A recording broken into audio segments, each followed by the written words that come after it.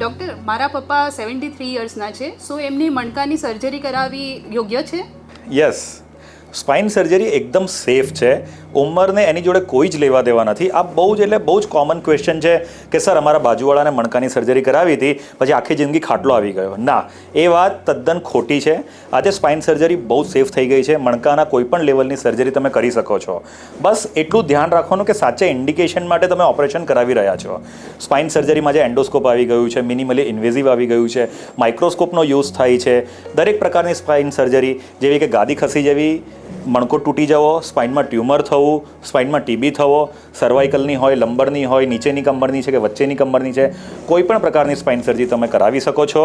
કોઈ પણ વ્યક્તિની ગમે તેટલી ઉંમર હોય ત્યારે પણ એ બહુ જ સેફ છે. જસ્ટ તમારા સારા ડૉક્ટરને તમે કન્સલ્ટ કરો. સારી સર્જરીનો કોઈ જ વિકલ્પ નથી, એટલે તમારા બેસ્ટ ડૉક્ટરને સંપર્ક કરો.